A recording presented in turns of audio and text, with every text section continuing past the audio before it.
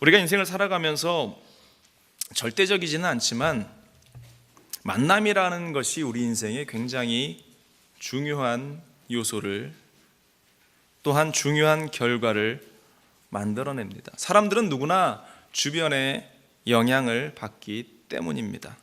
긍정적이고 소망의 마음을 가지고 살아가는 사람들과 함께하면 우리의 마음과 우리의 생각과 우리의 모든 인생도 소망에 차고 긍정적이고 새로운 꿈과 비전 가운데 살아가는가 하면, 반대로 늘 부정적인 생각과 절망과 실패를 경험하는 사람들과 함께 할 때는 알게 모르게 우리도 부정적인, 또한 절망과 실패 가운데에 머무를 수밖에 없다라는 것입니다.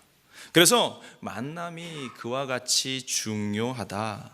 그런데 그러한 여러 가지 만남들 중에서, 우리 인생에 펼쳐지는 여러 가지 만남들 가운데에 가장 중요한 것은 내가 구세주 예수 그리스도를 만남으로 말미암아서 우리를 창조하신 그 하나님과 기쁨의 만남을 가질 수 있게 되는 것, 바로 그것이 그 어떠한 만남보다 소중한 만남이라는 사실을 우리는 결코 잊지 말아야 할 줄로 믿습니다.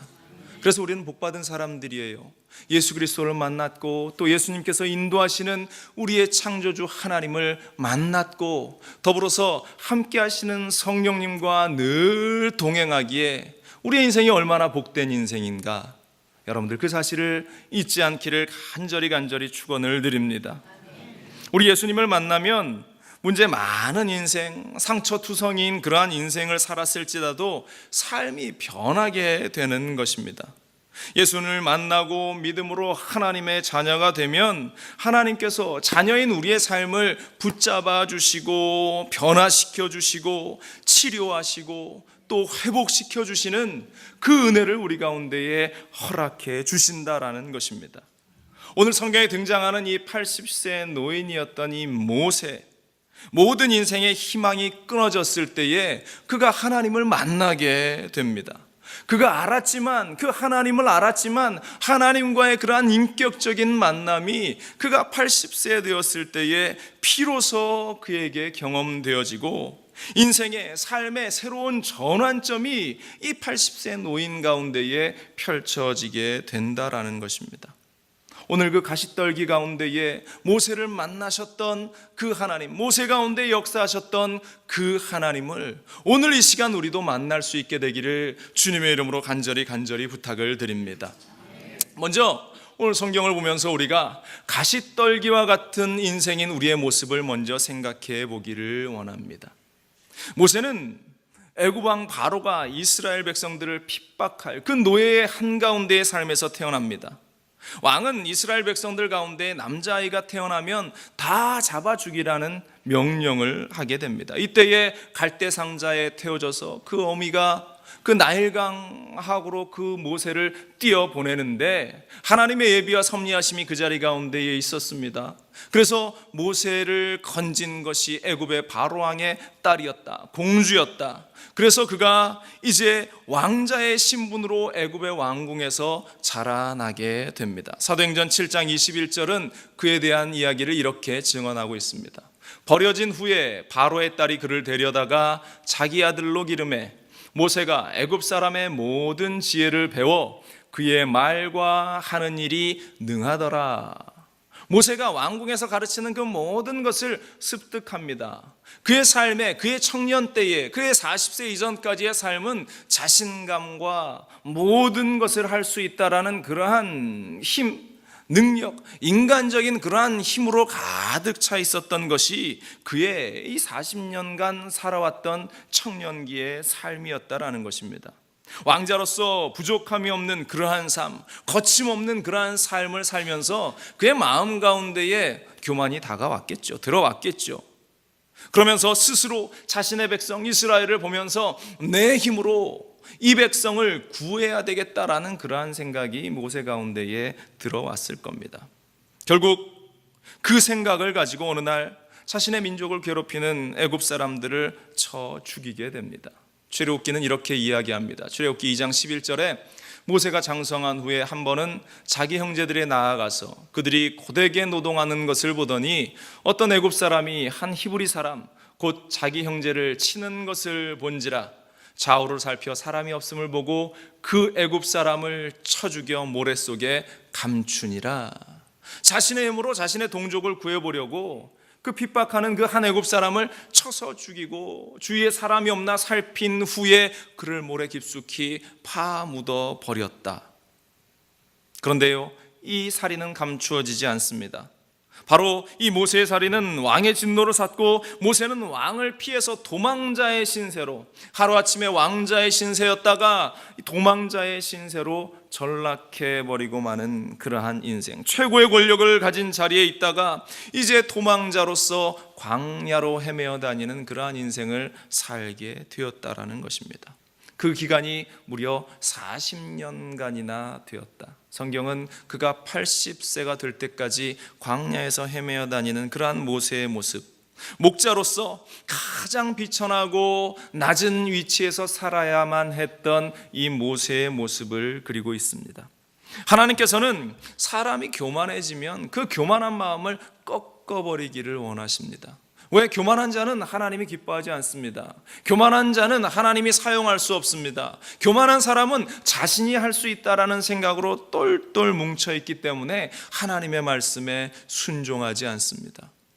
여러분들, 교만한 마음을 내어 던져버릴 수 있기를 주님의 이름으로 간절히 축원을 드립니다. 모세는 그 외로운 40년의 시간이 자신이 가졌던 왕자로서의 그 권력과 능력과 그 교만함을 꺾어버리는 그러한 현장이었고 훈련의 과정이었음을 우리는 기억하게 됩니다. 그런 인생의 황혼기에 접어들었고 백발 80세의 노인이 되게 됩니다. 그리고 이 그가 80세의 노인이 되어서도 여전히 양을 치고 있을 때에 이제 호렙산 근처에서 한 떨기나무를 보게 되는데 그 떨기나무에 불이 붙어서 활활 타오르는 장면을 보게 됩니다. 그런데 신기하게도 우리가 아는 대로 그 떨기나무가 다 타서 재로 변해야 버려야 하는데 늘상 있었던 일이니까 광야에는 뜨거운 태양과 열기 때문에 나무들에게 불이 붙어서 그것이 활활 타오르는데 순식간에 타서 재밖에 남지 않는 모습을 많이 봐왔는데 신기하게도 이 떨기나무는 활활 타오르고 있는데 재로 변하지 않습니다. 여전히 타고 있습니다. 그가 발길을 걸어가는데 무심결에 지나쳤는데 금방 사그러들어야 하는 그 떨기나무의 불꽃이 여전히 타고 있음을 보고 그가 돌아섭니다. 오늘 본문 출애굽기 3장 1절과 2절은 말합니다. 모세가 그의 장인 미디안 제사장 이드로의 양떼를 치더니 그 떼를 광야 서쪽으로 인도하여 하나님의 산 호렙에 이르매 야훼의 사자가 떨기나무 가운데로부터 나오는 불꽃 안에서 그에게 나타나시니라. 그가 보니 떨기나무에 불이 붙었으나 그 떨기나무가 사라지지 아니하는지라. 떨기나무가 활활 타오르는 모습, 그냥 지나치려고 했는데 여전히 타고 있는 모습에 신기해서 발길을 돌리게 되는 그 모세의 모습을 우리가 보게 됩니다. 이 떨기나무, 이 떨기가시가, 가시떨기가 하나님을 떠난 우리의 인생의 모습을 대변하고 있습니다. 사람은 누구나 예외 없이 많은 가시를 가지고 이 세상을 살아갑니다. 광야에 내버려져 있는 그러한 날카로운 가시를 가지고 있는 그 떨기나무처럼 우리의 인생은 수많은 가시들로 서로 찔러대고 상처를 주고 미움과 분노의 가시들과 원망과 불평의 가시들을 내어놓으면서 우리는 끊임없이 그렇게 상처와 아픔과 고통과 괴로움과 눈물을 우리 가운데에 쏟아내고 있다라는 사실입니다. 여러분들, 왜 우리가 이 광야에 있는 그 가시떨기처럼 그렇게 날카로운 가시돋친 그러한 모습으로 이 세상을, 인생을 살게 되었을까? 바로 그 이유는 우리가 하나님을 떠났기 때문이라는 사실입니다. 우리가 하나님을 떠나서 나 중심적인 삶을 살아갔기 때문이라는 것입니다. 나만 최고이고 나만 옳다라고 이야기하고 육신의 생각을 따라서 나의 힘과 나의 능력과 모세의 그 젊은 날의 시간들처럼 하나님이 아니라 나의 힘으로 내 민족을 해방시키고 나의 능력을 많은 사람들이 따라와야 한다라고 생각한 그 모습, 우리가 하나님을 버리고 나 중심적으로 세상을 살려고 하면, 하나님을 버리고 내가 최고라는 생각을 가지고 살아가기 시작하면, 우리가 육신을 따라 살아가기 시작하면 우리는 가시돋친 인생을 살다가 사람들을 찌르고 서로 해하고 아픔과 고통 가운데에 살아가다가 결국 사망의 길로 갈 수밖에 없다라는 것입니다. 그런데요, 우리가 예수님을 만나게 되면, 우리의 인생이 예수님으로 말미암아 변화되기 시작하면 가시돋친 인생이 변화되어서 영원한 삶을 누리는 인생, 가시돋친 인생이 그 가시가 부러지고 그 모난 부분이 다듬어져서 서로 사랑하고 격려하고 품에 안을 수 있는 예수님의 사람으로 변화되게 된다라는 사실, 여러분들 가시덤불로 가득 둘러싸인 인생이 아니라 그 모든 가시가 떨어져 나간 인생이 될 수 있기를 주님의 이름으로 간절히 축원을 드립니다. 이 모세의 40년의 광야 삶은 그 가시돋친 그 모든 날카로운 것들을 제거하는 그러한 시간이었다라는 것입니다. 광야에서 외롭게 자란 가시떨기 나무는 스스로는 아무런 희망을 가질 수 없습니다. 오직 예수님을 만날 때에만 희망이 있다라는 것입니다. 우리 광야 같은 삶을 사는 우리의 인생 스스로는 아무것도 할 수 없습니다. 그러나 예수님께서 우리의 인생 가운데 들어오시면 우리에게는 새로운 삶이 시작되어지고, 우리에게는 새 소망이 주어지고, 우리에게는 더 이상 가시의 인생이 아니라 복받은 축복받은 인생으로 이 땅을 살아가게 된다는 사실, 이 사실을 우리는 잊지 말아야 할 줄로 믿습니다. 그래서 예수님께서 이 땅에 오신 이유는 우리에게 생명을 주기 위해서, 새 삶을 주기 위해서, 더 이상 가시의 인생이 아니라 하나님의 축복을 누리는 인생으로 살라고 이 땅 가운데 오신 줄로 믿습니다. 요한복음 10장 10절은 우리에게 말합니다. 도둑이 오는 것은 도둑질하고 죽이고 멸망시키려는 것뿐이요, 내가 온 것은 양으로 생명을 얻게 하고 더 풍성히 얻게 하려는 것이라. 우리에게 새 소망과 새 생명을 허락하기 위해서 우리 가운데 오신 주님께서 그 가지를 제거해 주시고 우리에게 기쁨과 평안과 위로함을 허락하시는 줄로 믿습니다. 영원한 생명을 우리 가운데에 허락하시는 줄로 믿습니다. 그러므로 우리가 주님과 함께 살아가면, 나의 모든 교만과 내 안의 모든 가시들을 내어놓고 주님과 함께 살아가기 시작하면 주님께서 그 은혜로 복되고 아름답고 풍성한 열매를 맺으며 살아갈 수 있도록 우리 인생에 그러한 복을 허락해 주신다는 것입니다. 아멘. 요한복음 15장 5절은 말합니다. 나는 포도나무여 너희는 가지라. 그가 내 안에 내가 그 안에 거하면 사람이 열매를 많이 맺나니 나를 떠나서는 너희가 아무것도 할 수 없음이라. 예수님을 떠나서는 가시 열매밖에 맺을 수 없습니다. 그러나 예수님 안에 있으면 뭐라고 말합니까? 많은 열매를 맺나니, 아름답고 풍성한 열매들이 우리의 인생 가운데에 주렁주렁 맺어진다라는 것입니다.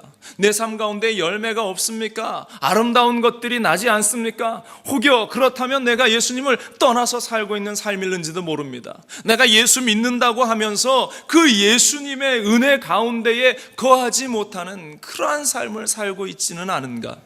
여러분들, 우리의 삶을, 스스로의 삶을 우리는 돌아보아야 할 줄로 믿습니다.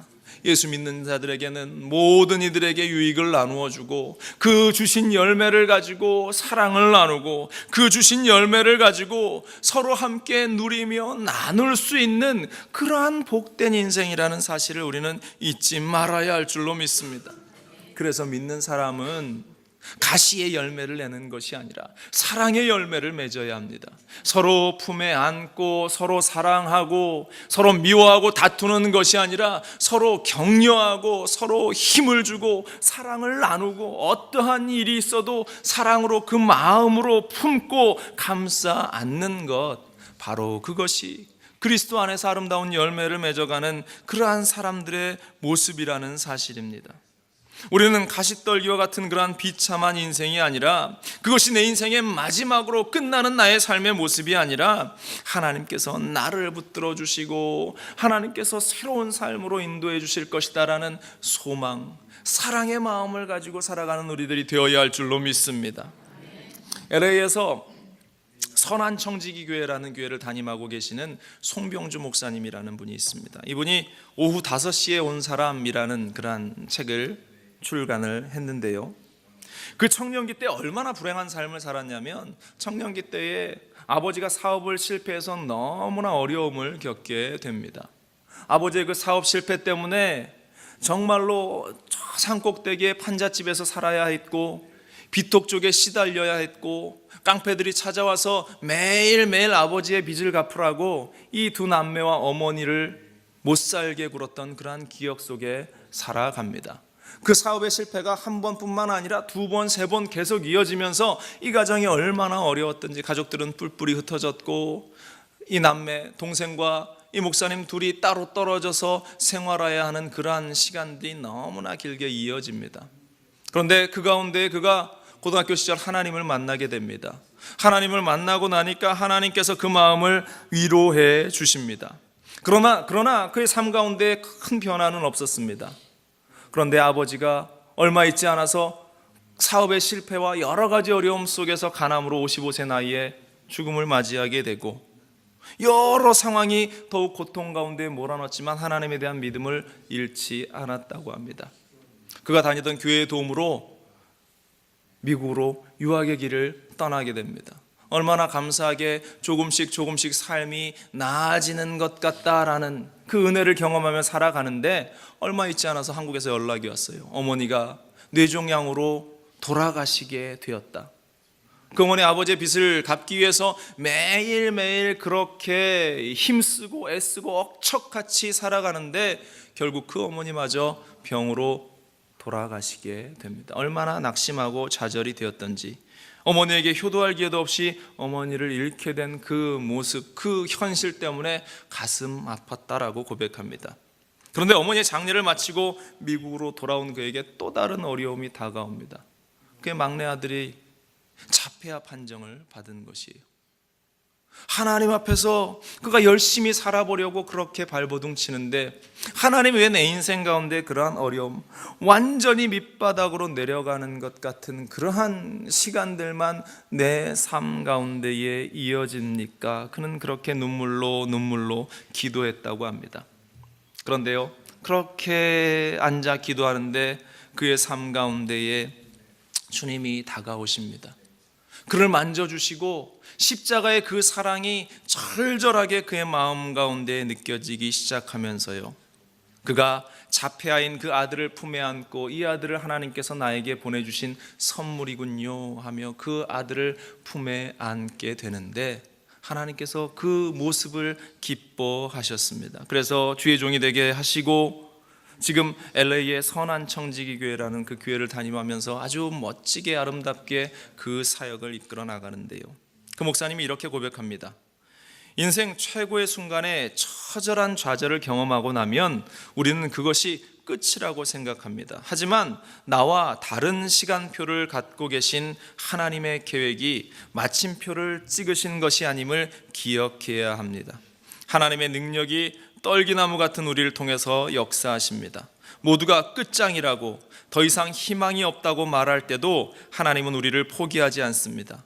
그러므로 어떤 실패도, 어떤 좌절도, 씻을 수 없는 상처가 내 육신과 영혼을 핥히고 지나갔다 할지라도 하나님이 마침표를 찍으시기 전까지는 스스로 자신의 인생에 마침표를 찍지 마십시오. 하나님이 그 마침표를 찍기 전까지 우리의 인생은 그 마침표가 찍힌 끝난 인생이 아니라는 것입니다. 여러분들의 인생 가운데 어떠한 좌절의 시간들이 있습니까? 도저히 헤쳐나오실 수 없는 그러한 캄캄함이 우리들 가운데 있습니까? 모세는 80세에 하나님의 부름을 받습니다. 나는 다 끝났다, 이제 나는 세상을 살 아무런 의미가 없다라고 그는 생각했을는지 모릅니다. 그러나 주님께서 그를 찾아와 주셨습니다. 여러분들의 인생이 마침표가 찍혀진 것과 같은 인생입니까? 아니요, 그렇지 않습니다. 하나님이 찍기 전까지 우리의 인생이 마침표로 끝난 인생이 아니라는 사실, 우리는 하나님 앞에 서는 그날까지 하나님이 나에게 무엇을 원하시는가 눈을 크게 뜨고 귀를 크게 열고 주님의 음성을 듣고 주님의 뜻을 발견하는 인생들이 되어야 할 줄로 믿습니다. 여러분들, 가시떨기와 같은 우리의 인생, 그 인생 가운데에 주님을 만나는 저와 여러분들이 되시기를 간절히 축원을 드립니다. 두 번째로, 오늘 성경을 보면서 불붙은 가시떨기 나무에 대해서 우리가 함께 생각해 보기를 원합니다. 아무짝에도 쓸모없는 그러한 광야의 그 메마른 가시떨기 나무, 그런데 그 가시떨기에 불이 붙었는데 사그라들지 않는 그러한 불이 붙었다라는 것입니다. 오늘 성경은 이 불을 성령으로 이야기하고 있습니다. 출애굽기 3장 2절과 3절은 이렇게 말합니다. 야훼의 사자가 떨기나무 가운데로부터 나오는 불꽃 안에서 그에게 나타나시니라. 그가 보니 떨기나무에 불이 붙었으나 그 떨기나무가 사라지지 아니하는지라. 이에 모세가 이르되 내가 돌이켜 가서 이 큰 광경을 보리라. 떨기나무가 어찌하여 타지 아니하는고 하니 그때에, 이렇게 말씀하고 있습니다. 그 떨기나무 가운데에 하나님의 사자가, 그 떨기나무 가운데 하나님의 임재하심이 있었다. 여러분들, 우리가 떨기나무와 같은, 가시떨기와 같은 그러한 인생을 산다 할지라도 성령의 불이 우리 가운데에 임하기만 하면 우리의 삶이 변화됩니다. 우리의 인생이 바뀌어집니다. 나약하고 연약하고 아무것도 할 수 없는 그 인생으로 끝나는 것이 아니라 무한한 가능성과 능력으로 채워지는 인생을 살게 된다라는 이 분명한 사실, 여러분들 이 사실을 잊지 않게 되기를 간절히 축원을 드립니다. 고통 가운데 살았다면 성령의 불이 우리의 고통을 사라지게 하실 줄로 믿습니다. 질병 가운데 살았다면 성령의 불이 그 질병을 씻겨져 나가게 할 줄로 믿습니다. 사업의 문제, 삶의 문제, 인생의 문제 가운데 살았다면 성령의 불이 그 모든 것들을 사그라들도록, 사라지도록 태워버리실 줄로 믿습니다. 에베소서 5장 18절은 우리에게 분명히 말합니다. 술 취하지 말라, 이는 방탕한 것이니 무엇으로? 오직 성령의 충만함을 받으라. 이 세상 말세를 살아가는 우리들은 오직 성령의 충만함을 받는 인생들이 되어야 할 줄로 믿습니다. 옆에 분들하고 인사 나누세요. 성령의 충만함을 받으십시오. 이렇게 인사 나누십시오. 성령의 충만함이 있을 때 우리의 안에, 우리의 삶에, 우리의 인생 속에 자꾸 튀어나오는 그러한 가시들이 다 태워져 버리고 우리는 순종의 사람, 믿음의 사람, 축복의 사람들로 변화되게 될 줄로 믿습니다. 자꾸 여러분들 가운데 가시가 나오려고 합니까? 교만이 나오려고 합니까? 자기 자랑이 나오려고 합니까? 성령의 충만함을 구하는 여러분들이 되시기를 간절히 축원을 드립니다. 우리가 성령의 충만함을 받으면요, 하나님의 은혜가 우리 가운데 임합니다. 우리가 은혜 매일 이야기하지 않습니까? 은혜를 이야기하고 은혜에 대해서 우리가 말하는데, 어찌 보면 우리가 은혜 받았다라고 하면서 말씀 가운데 살지도 못하고 세상 가운데 나가서 하나님의 뜻 가운데 살아가지 못하고 그냥 그러한 인생을 살아갈 때가 얼마나 많은가. 성령의 충만을 받아야 우리의 삶이 달라집니다. 미움과 원망의 인생이 아니라 사랑과 소망과 믿음의 인생을 우리가 살아갈 수 있게 되는 것입니다. 모세 보세요. 그가 80세에 새로운 삶의 전환점을 맞이하게 됩니다. 모르겠어요. 그가 이제 41세부터 79세까지 어떠한 삶을 살았는가. 어찌 보면 도망자로서 마음 가운데 원망, 분노, 또 짜증나는 일들, 여러 가지 인생을 스스로 한탄하면서 살았을는지도 모릅니다. 그렇지만 그가 80세에 하나님을 만나면서 그러한 원망의 모든 요소들이 사라져버리고 불평의 요소들이 사라져버리고 그 안에 하나님이 채우시는 새 소망들로, 사랑으로, 기쁨으로 진짜 이제 자신의 민족들을 사랑으로 품어야 하겠다, 하나님의 뜻대로 그들을 이끌어야 하겠다라는 소망의 그러한 씨앗들이 그 안에 생겨나지 않았겠는가.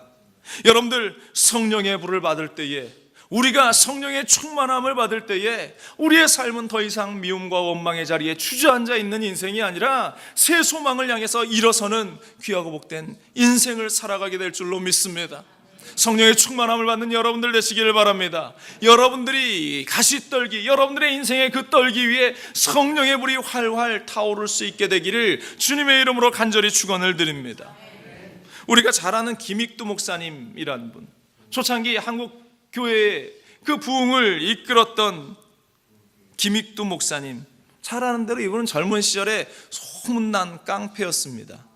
아주 명석한 두뇌를 가지고 있어서 10살 때 사서삼경을 통째로 다 외우는 정도로 아주 명석한 두뇌를 가지고 있었는데 과거에 떨어지고 난 다음에 절망, 좌절이 그에게 다가왔었나 봐요. 늘 술 취해서 자신의 삶을 방탕한 삶 가운데에 몰아넣습니다. 부모님에게 받은 그 유산도 다 탕진해버리고 동네 깡패가 되었는데 깡패도 1등 깡패가 되었습니다. 장안에 최고로 주먹을 잘 쓰는 그러한 깡패가 되어서 그 별명이 안악골 호랑이라는 그러한 별명이 붙었대요. 그러니까 만나는 사람마다, 지나다니는 사람마다 시비를 걸어서 때리고 돈을 뺏고 행패를 부리는 일이 그의 삶이어서 사람들이 늘 이야기합니다. 저 김익두 안 잡아가나, 호랑이가 저 김익두 안 잡아가나. 사람들이 그렇게 이 사람을 미워하고 이 사람을 피해 다니었는데 그가 예수를 믿게 됩니다. 사람들은 아무도 손을 대지 못하는데 하나님께서 그를 만지시기 시작합니다. 그가 어느 날 술 취해서 장터를 어슬렁거리는데 이름을 알 수 없는 어느 선교사가 전도지를 한 장 주었대요. 여러분들, 그래서 전도가 중요한 겁니다. 누가 하지 못할지라도 누구인지 모를지라도 우리가 한마디 던지는 그것, 우리가 말씀을 전하는 그 한마디에 하나님이 역사하셔서 기적을 일으키는 거예요. 아멘.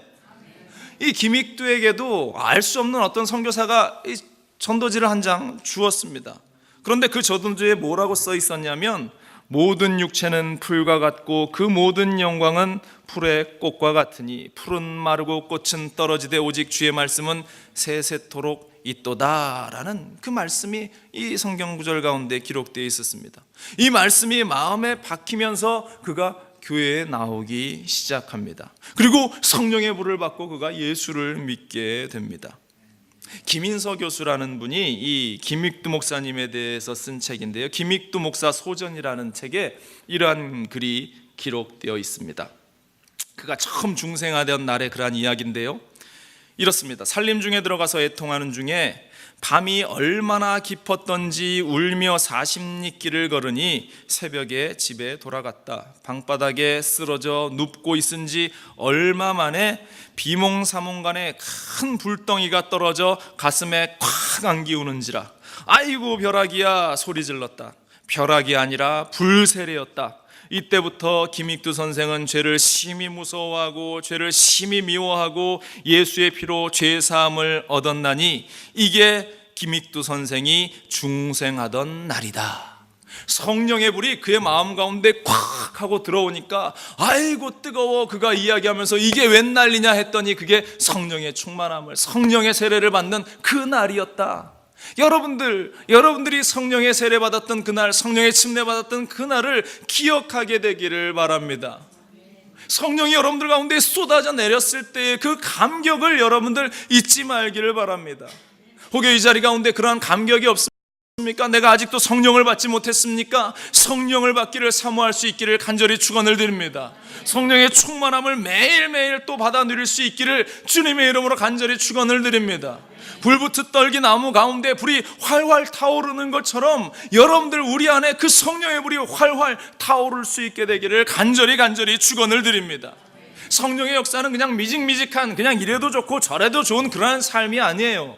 성령의 충만한 삶은 뜨거워서 그 열정 가운데 그 자리에 앉아 있을 수 없어서 벌떡벌떡 뛰어서 주님을 증거하는 삶입니다. 여러분들 그렇게 그냥 앉아 있습니까? 과연 내가 성령의 충만함을 받아 누리고 있는 삶인가? 내 안에 성령이 꽉 차서 주체할 수 없이 그것이 뻥하고 터져나갈 그 정도로 내가 충만함이 있는가? 여러분들 스스로에게 한번 물어보시기를 간절히 바랍니다. 성령의 충만함을 받으세요. 성령의 충만함이 여러분들 가운데 있기를 바랍니다.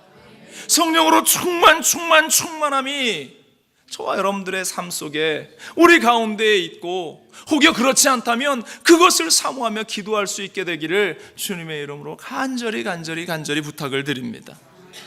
이 김익두 이 목사님이 성령을 충만함을 받으니까요, 성령을 받고 나서 변화가 되는데 신약 성경을 100번 읽습니다. 또 수많은 기적을 행하고 부흥회를 776회, 설교를 28,000편, 또 150개의 교회를 그가 개척하고 세워나가게 된다. 여러분들, 성령의 충만을 받았다고 스스로 이야기하면서 내가 성령에 충만한 사람입니다, 성령 가운데 있는 사람입니다 라고 하면서 내가 얼마나 하나님 말씀을 읽습니까? 내가 얼마나 주님의 복음을 증거하고 있습니까? 불붙은 떨기나무와 같이 내 안에 활활 타오르는 그 모습을 가지고 내가 주님을 사랑하고 있습니까? 여러분들, 오늘 이 시간 스스로에게 질문해 보기를 바랍니다. 주여, 늘 내가 성령의 불을 받게 하여 주옵소서. 주여, 늘 내 안에 성령의 불이 꺼지지 않게 하여 주옵소서. 주여, 내가 늘 성령 충만해서 하나님의 뜻대로 사랑하고 사랑을 나누고 증거하는 삶을 살아가게 하여 주옵소서. 갈라디아서 6장은 이렇게 우리에게 말합니다. 자기의 육체를 위하여 심는 자는 육체로부터 썩어질 것을 거두고 성령을 위하여 심는 자는 성령으로부터 영생을 거두리라. 여전히 내가 먹고 사고 쓰고 입고 마시고 누리는 그 일에 우리는 집중합니까? 그것은 썩어질 육체의 일입니다. 성령을 위하여서, 하나님을 위하여서 심는 우리가 될 수 있기를, 우리 순복음 중앙교회가 될 수 있기를 주님의 이름으로 간절히 축원을 드립니다. 우리는 가시떨기에 불붙어 있는 인생을 살아가야 합니다. 바로 그것은 말씀을 붙잡고 간절히 기도하는 인생이고, 바로 그것은 성령의 충만함을 받고 복음을 증거하며 살아가는 인생입니다. 여러분들이 한마디 전한 그 메시지를 듣고 누군가가 변화될 것이고, 그 누군가가 이 세상을 움직이는 이 김익두와 같은 위대한 주님의 사람으로 쓰임받을 수 있다는 그 가능성, 그 귀한 가치를 우리는 잊지 말아야 할 줄로 믿습니다. 사람은 몰라줄지라도 하나님은 아셔요. 우리가 하나님 앞에 갔을 때에, 야, 네가 그때 전한 그 한마디 메시지를 통해서 이런 위대한 사람들이 죽어가는 영혼들을 구원했다. 우리 하나님 앞에서 우리가 그 얘기를 듣게 되면 얼마나 마음이 기쁘고 감격스럽고 즐겁겠습니까? 여러분들 마음에 소원함을 가질 수 있기를 간절히 축원을 드립니다. 세 번째로, 오늘 성경은 부르시는 하나님에 대해서 우리에게 말씀하고 있습니다. 모세는 이 가시떨기 나무 불꽃 가운데에서 자기를 부르시는 하나님의 음성을 듣게 됩니다. 활활 타오르는 그 광경을 보면서 그 앞에 멍하니 그가 서 있는데, 그때 하나님의 음성이 들립니다. 오늘 본문 4절입니다. 야훼께서 그가 보려고 돌이켜오는 것을 보신지라 하나님이 떨기나무 가운데서 그를 불러 이르시되 모세야 모세야 하시매 그가 이르되 내가 여기 있나이다. 오늘 이 시간에도 하나님께서 저와 여러분들을 부르시는 줄로 믿습니다. 영혼아 영혼아, 우리 하나님께서 저를 부르십니다. 아멘. 여러분들도 동일하게 모세를 부르시는 것처럼, 모세야 모세야 부르는 것처럼 여러분들의 이름을 우리 하나님께서 지금 부르시고 있다라는 사실입니다. 우리는 그 하나님의 음성을 들어야 하는 것입니다. 하나님의 음성을 들을 때에 우리는 더 이상 그냥 버려지는 그 가시떨기가 아니라 불붙어서 활활 탈 수 있는 그러한 복된 인생을 우리는 살게 되는 것이에요. 세상을 살아가면서 우리가 하나님의 음성을 들어야지, 이스라엘 백성들이 늘 했던 것처럼 원망하는 이야기, 불평하는 이야기, 야 세상은 왜 이렇게 돌아가냐, 남북이 통일되는데 야 이거 큰일 났다, 이거 지금 공산당이 한국을 다 잡아먹게 생겼다, 뭐 아니면 이 나라가 그냥 큰일 나게 생겼다, 뭐 이러한 이야기만에 우리는 집중을 하는데, 아니요, 우리 하나님께서는 우리 대한민국을 지켜주실 줄로 믿습니다. 아니, 우리 하나님께서는 우리 교회를 반드시 지켜주실 줄로 믿습니다. 우리 교회를 그냥 허물어지게, 우리 나라를 그냥 허물어지게 그냥 내버려 두시는 것이 우리 하나님의 뜻이 아니라는 사실을 저는 확신합니다. 여러분들 주님의 음성을 듣고 살아갈 수 있기를 간절히 축원을 드립니다. 세상의 음성은 우리에게 절망을 주고 상처를 주고 삶의 가시를 만들어내는 그러한 음성들입니다. 그러나 하나님의 음성은 우리를 치료하고 우리를 회복시켜 주시는 줄로 믿습니다. 사도행전 16장 9절에 이 하나님의 음성을 들었던 바울의 모습이 나타나지 않습니까? 밤에 환상이 바울에게 보이니 마게도냐 사람 하나가 서서 그에게 청하여 이르되 마게도냐로 건너가서 우리를 도우라 하거늘. 이 전까지 바울의 생각은 소아시아로 나가 복음을 전하는 것이었습니다. 그런데 하나님은 유럽에 복음을 전하는 것이 하나님의 뜻이라고 바울에게 그렇게 이야기하고 있지 않습니까? 바울은 이것이 분명히 하나님의 음성인 것을 분간했습니다. 그래서 자신의 뜻이 아니라 하나님의 뜻대로 그는 유럽으로 주님의 복음을 들고 나갑니다. 하나님의 뜻이 어디에 있는지 발견하는 우리들, 그 뜻을 따라 순종하는 우리들이 되어야 합니다. 굿모닝 추장님이라는 이 책을 쓴 원천희 선교사님이라는 분이 있습니다. 이 선교사님은 마누아투라는 그러한 남태평양의 조그마한 그 섬에 가서 선교를 하는데요, 그 섬은 지금도 원시의 모습으로 다 벗고 중요한 몇 군데만을 가리고 살아가는 그런 원시 부족들입니다. 사진에서도 보여듯이 저렇게 그냥 살아가는 원시 부족입니다. 이 선교사님은 원래 그곳에 가서 선교할 생각이 전혀 없었습니다. 신학할 생각도 전혀 없었습니다. 2007년도에 뉴질랜드에 어학연수를 갔는데 그때에 하나님의 음성이 들립니다. 그리고 하나님의 음성이 너의 안전지대를 떠나라, 너의 삶을 내게로 헌신해라, 느닷없는 그 하나님의 음성에 이 선교사님이 당황하는데 하나님의 말씀에 순종하기로 결단하고 신학하고 선교사가 됩니다. 그리고 남태평양의 바누아투라는 이 작은 섬에 가서 사역을 하게 되는데요, 그런데 그곳에 도착해서 놀라운 사실을 하나 발견하게 됩니다.